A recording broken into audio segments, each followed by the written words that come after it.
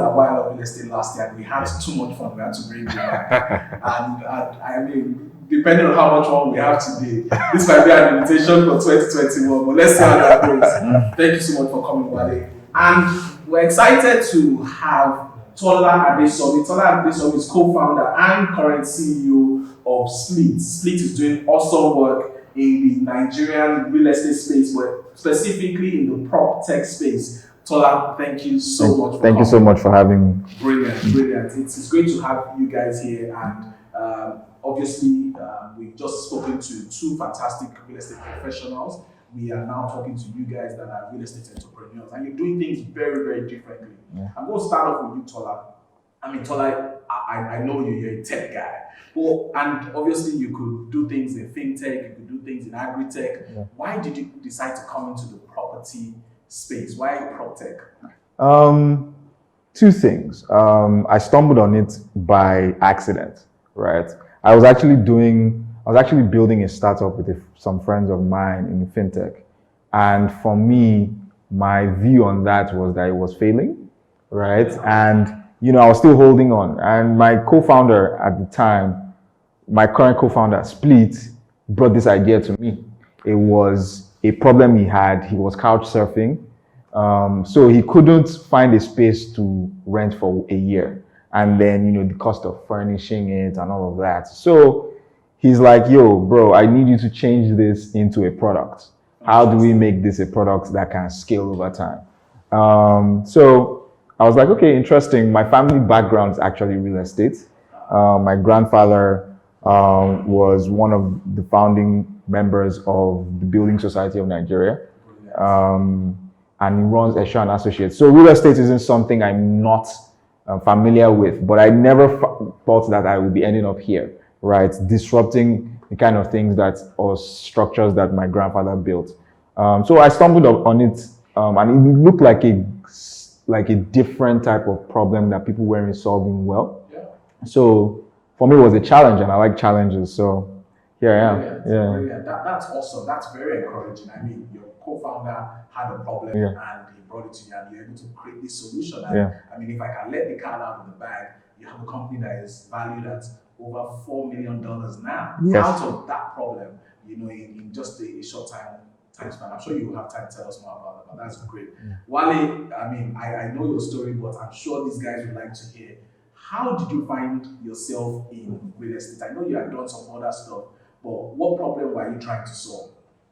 There was a need that I was able to identify within the space in terms of where people live, how it's been designed, how it's been built, functionality, and how we can build functional spaces in terms of community living.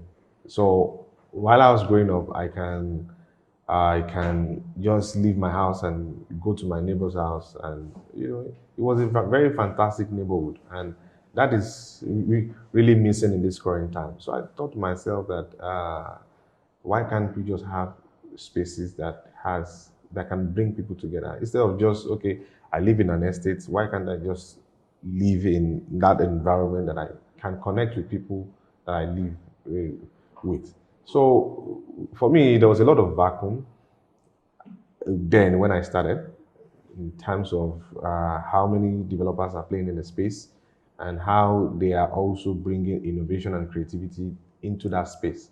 Now they are also futuristic about it and how that can impact on the designs that they do. So for me, it was just about understanding that vacuum and then researching about it and then saying, okay, what else can we contribute? How can we advance that industry?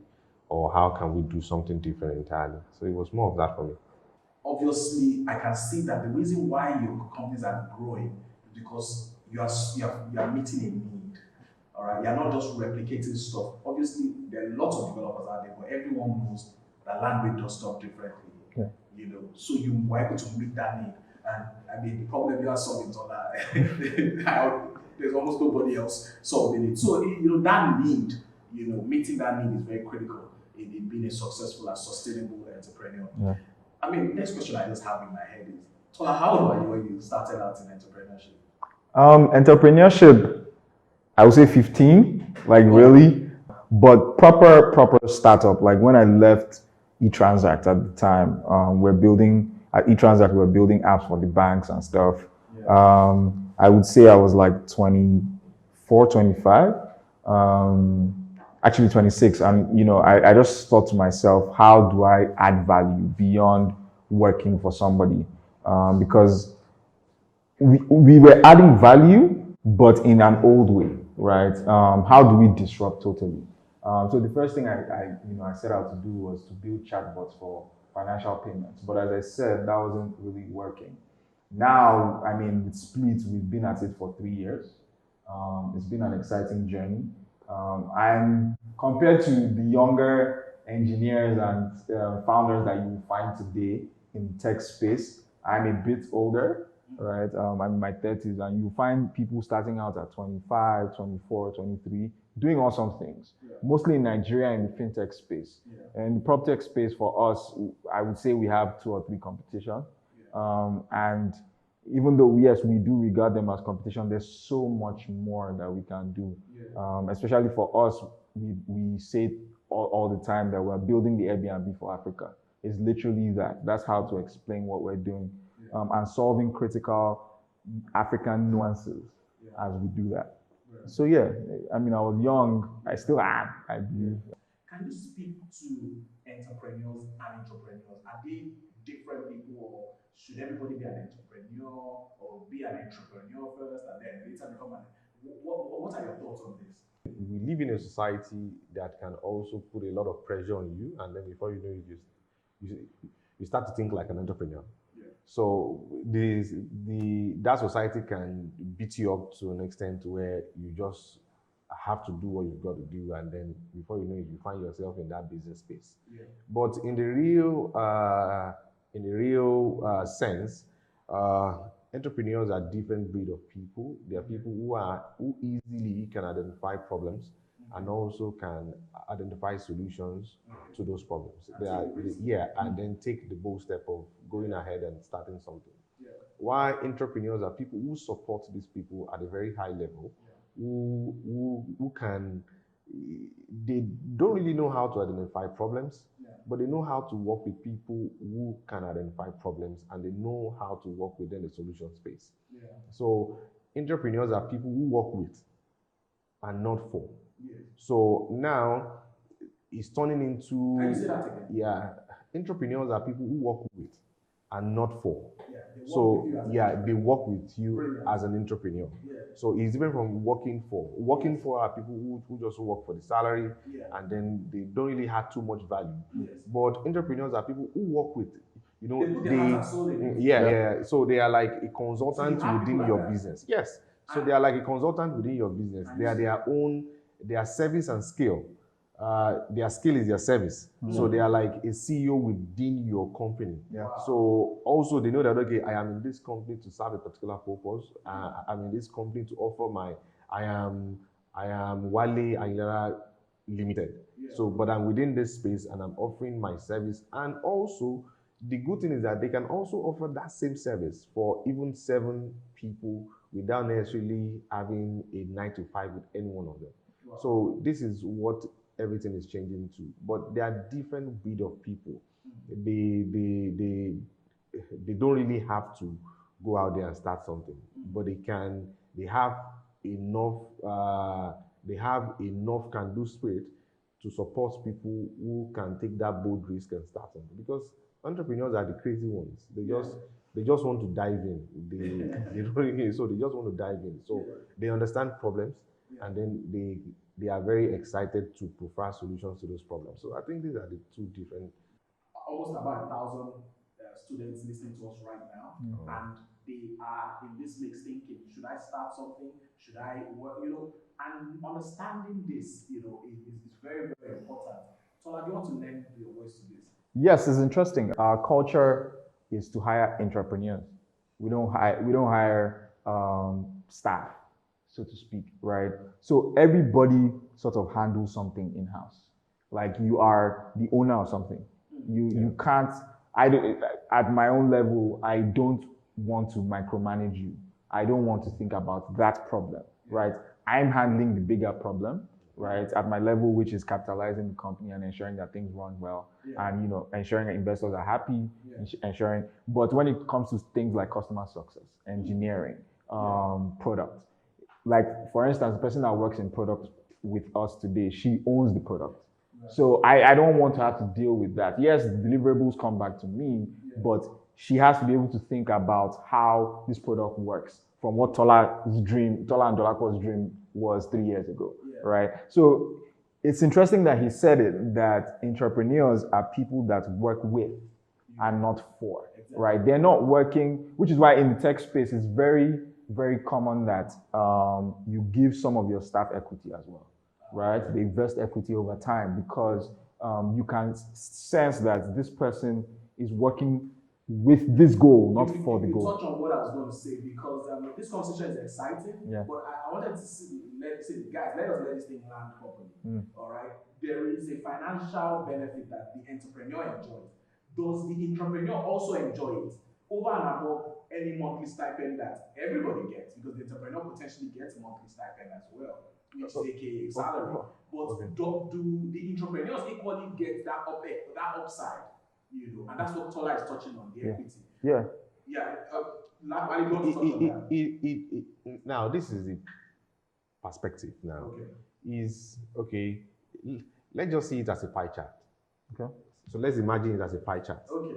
The entrepreneur is the one with the whole pie chart. Okay. Is the one with the whole pie chart. Yes. And he has brought in different people according to their level of skill to solve percentage problems within the pie chart. Yes. So he's the one solving he's the one putting the whole circle together. Yes. But there's somebody in CRM, there's somebody in product development, like you said, and maybe that person is just solving maybe about 10%, 15%. So you also get according to the level of, but there's one big mad guy somewhere that has been able to put the circle together and then saying that, okay, this circle, this is, okay, this percentage was attained. The entrepreneurs still get a lion's share. But the entrepreneurs would also get something.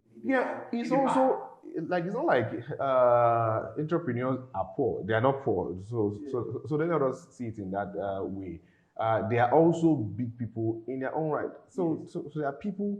They're like co-founders sometimes. Yes. So they're like and that's the way it works. Can you speak to that fresh graduate that joined Landwey 5 years ago? Landwey is 5 this year, right? No, 4. Landwey is 4. Yeah. That fresh graduate that joined Landwey 4 years ago and has stayed, grown. How has that person's percentage of the pie, has it also grown, or is it static, or was there a point that, in fact, he didn't have any slice in the pie because maybe you were even just teaching him or her everything? Then it started growing, or how does it work? Okay, so the thing is that the way it works is when you join a firm, also they are bringing you in because they believe that you have a solution to a problem that is within their system that they want you to come and solve. Yeah. That is the clear way. Yeah. And then when you come in and then they still have to tell you how to solve that problem, then that person is here. So yes. So and every company has different policies. Yeah. You can see the end goal from the beginning. You can say, okay, I'm in this company, I'm coming in as a support staff, or I'm coming in as an associate, but I want to end up being the CEO.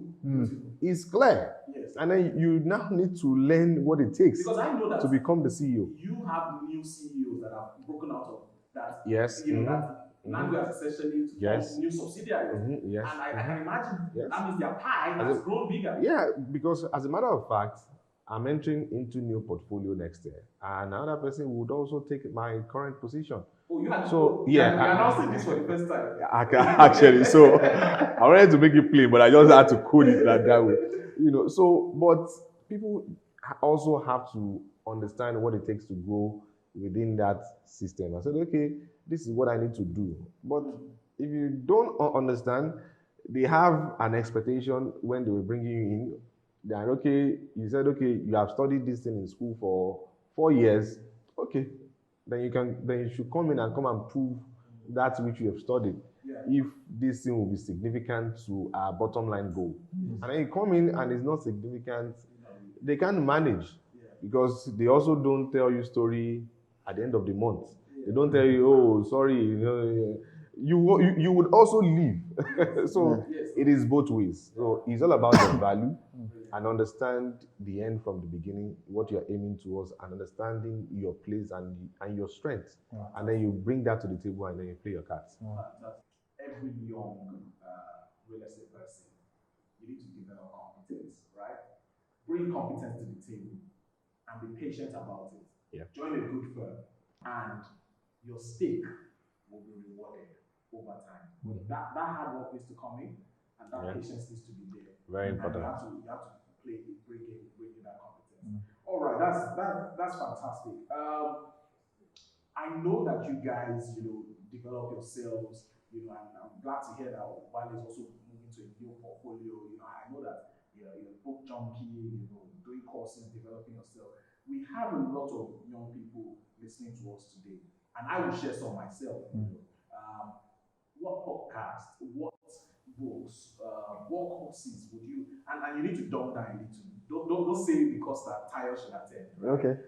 Dumb down to the course that that's year 5, year 4, year 3, year 2 students should be looking at. What book should they be looking at? What books did you read when you were in their shoes? Because there's some books that if you read it now, while it's too late to read that book, you need to have read it 15 years ago, so it's already part of you. So what books should they be reading now? What podcast should they be subscribing to? What social media handles should they be subscribing to? What email lists should they be subscribing to? Well, when we talk about books, okay, I'm an addict when it comes to book reading. I really cannot go a week without reading any book. So, and I've trained myself like that over time. But when you tell people about books these days, they just see it as something big, and they see it as maybe one habit that is difficult to form. They see it as we are telling them to go and prepare amala. You know how that can be difficult. Yeah. So people see it like that. But at the same time, we all, or when you tell somebody that, okay, you should go to the library. We are all carrying library now. Our phone is the library. So, and where is a library? A library is not a place that you just go to read. It's also a place that you go to consult. Yes. And then when you have a particular problem and you go there and search for books that can answer those problems, and then you move. But we have that now. Google is the Solomon of our time. Yes. So you cannot go there and then put in anything and all that. So apart from because not everybody is good with book reading. So people are just visuals. They learn by, and I guess people should just really watch a lot of YouTube videos. Yeah. Like, there are different ways in which I learn. There is no real estate. Okay, I'm saying this publicly for the first time. It's something that I do, and I really don't tell a lot of people because I think it's my secret, kind of. But I really don't tell a lot of people. But there's no hashtag that has to do with real estate. Any word that is inside the real estate industry that I don't follow on Instagram. There's no hashtag.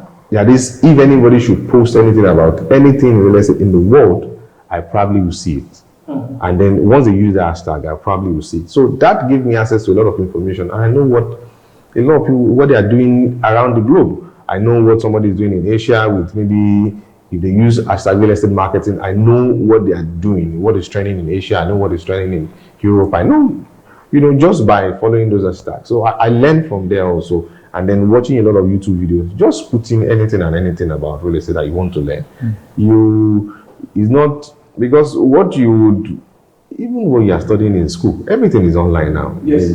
Everything is online. You just put it in, everything and anything is online. So I feel that people just need to find a way to make that online a good habit, because we all go there already, and it's already a very big addict for a lot of people. There are a lot of apps that I even download that you can download. You can download a lot of real estate magazines, you read reviews, you read all that. So just go out there, depending on what information that you're searching for. So yeah, I find it always difficult to say, okay, this one thing, because if I put out this one, I'm like, but this one is really better than this one. So I really stay away from recommending, but I just tell you, okay, the exact templates. You just go there, put in anything. But that tip that you gave is a good one.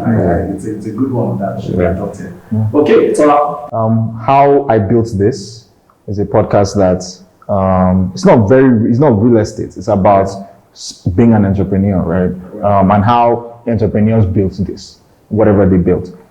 So there are various interviews with different entrepreneurs and what they built and how they did it and their different challenges over time. But I would say 2 books changed my life, right? The second one I'm reading all over again, probably for the 3rd time. 0 to 1 by Peter Thiel. Peter Thiel was co-founder at PayPal, where he was there with Elon Musk and the likes. And The Hard Thing About the Hard Things by Ben Horowitz. That book is literally it, because if you read, like, I feel like I need to read it every year so that we understand that life is hard and being an entrepreneur is harder, right? Because especially in tech space where year on year everybody is expecting multiples. Like, we just heard about Paystacks exits $200 million 5 years after they started the business. Some banks in Nigeria are not $200 million, right? And for us tech founders, you're trying to meet those goals, right? Or meet those expectations of your investors year on year, regardless. So the hard thing about the hard things, it just sort of reminds you about how to navigate difficult times, and that they will come, and you know, it's just a difficult time, right? It's not the time to say stop or I'm not doing it yet, right?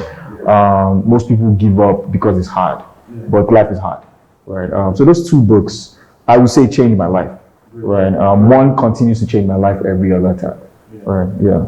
Okay, fantastic. I mean, I'll just lend my voice, awesome stuff. I'm going really happy about that, about Hard Things. I've not read that. But one book I recommend to, like, every young person, and I mean, it's a Christian book, but it's The Purpose-Driven Life.